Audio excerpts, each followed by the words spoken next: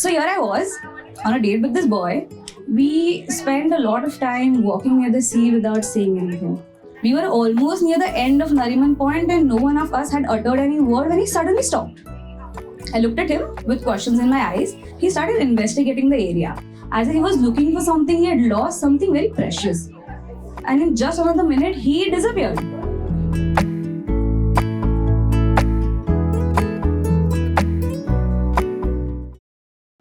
A wise person once said, never judge a book by its cover. I say, it's not practical in real life. We all go around pretending that we're non-judgmental, but in reality, when no one is looking, we do actually make judgments.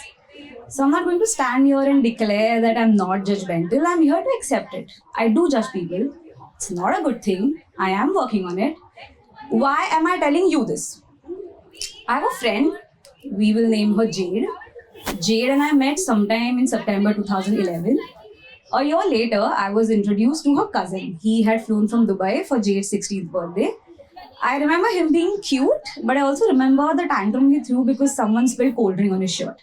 But because I never met him after that, I eventually forgot about him until that one night. That one lazy Saturday night of December 2019. I was lying on my bed, bored out of my mind, randomly scrolling on Instagram when my fingers suddenly paused. Jade had uploaded a picture. Next to her in that picture was a person who looked very familiar. As if it wasn't obvious before, it was her cousin from Dubai, and for his privacy, we will call him Casey. His eyes were the color of honey. And no, not the processed store-bought honey, the raw one, the one freshly squeezed out of the honeycomb. He had long hair, and by looking at how his hair fell on the right, I could tell that it naturally fell on the left. Even in that blurry picture, I could tell that he was wearing a ring in the pinky finger of his right hand, and looking at the puffiness around it, I could tell that the ring had a story. It hadn't been taken out for quite some time.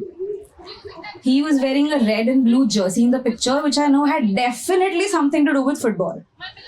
The cycle of my thoughts had begun pedaling when I was interrupted. Jade sent me a voice note. In that voice note, she explained how she had to go out on a date with this guy she went to college with many years ago, and that she couldn't leave Casey alone because he didn't know anyone in the city, and she wanted me to join them because she didn't want Casey to feel like he's third wheeling. And because I did not have anything else to do that night, and I hadn't gone out on a date in 6 months, I figured, why not? What do I have to lose? So I started getting ready for this not really a date, but kind of a double date. It took me 10 minutes. I still wasn't ready. She was waiting under my building. I had to take 5 minutes more. When I finally reached there, I saw her sitting in the driver's seat. Next to her was a date. Exactly behind her was a very beautiful cousin. I shared pleasantries with the people sitting in the front seats, and then I looked at the cousin. He looked back at me. We had an eye contact.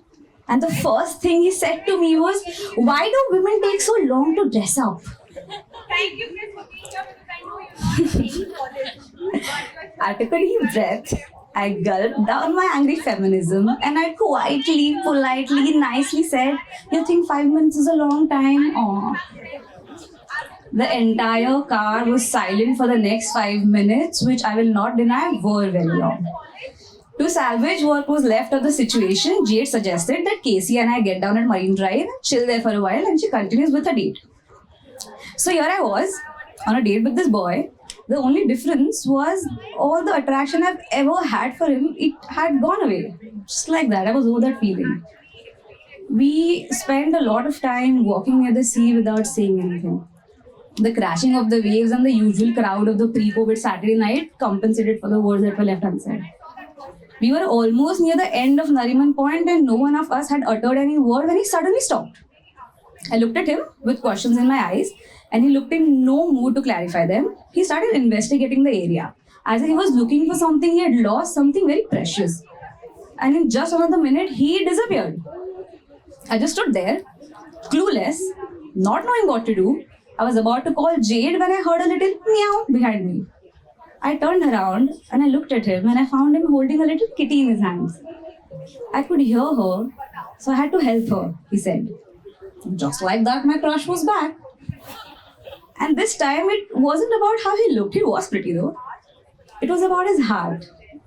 I knew he had a kind heart. We spent the next 10 minutes looking for Mommy Kitty and other kittens, but we couldn't find anyone. Tired, we finally sat down. The passive aggressive tension that erupted after his comment had turned into warm feelings. I was about to start a conversation when he said, "I'm sorry about the comment I made. You looked really pretty," and I got flustered. Well. I had no reason to not accept the apology, so I told him it was fine. The next hour was very interesting. He told me he moved to Dubai at the age of 13 with his father after his mother passed away. His mom got him his first kitten. Since then, he made sure never to turn a blind eye to any kitten help. The ring he wore on his pinky finger was given to him by his mother. He was a football nerd, duh, and he spent more time playing video games than he did talking to actual people. I then reminded him of Jade's 16th birthday, and he told me that the shirt he was wearing was also a gift from his mother, and he never had the courage to wear it before that night. In less than 2 hours, a stranger had gone from being this entitled, politically incorrect man to an honest, sensitive human being. We didn't realize how time passed. Jade was back soon and we all went to our respective homes. Casey and I decided to stay in touch. We exchanged social media IDs, but we never met after that. The only time we had a conversation in the past 3 years was when he would send me pictures of that kitten. He took her home. He named her Saturday in the memory of the night we spent together. Very cute, I know. Anyway, moral of the story is that I went on a date, not really a date, but a date with a person not knowing what to expect. And I came across this brown-eyed, long-haired, animal-loving man with heart of gold. And I know I judged him too fast. I did judge him and I was wrong. And I think after the entire incident, I can proudly share some wisdom with all of you that a wise person once said that the depth of the sea has a treasure that shallow waters have no idea about. Thank you.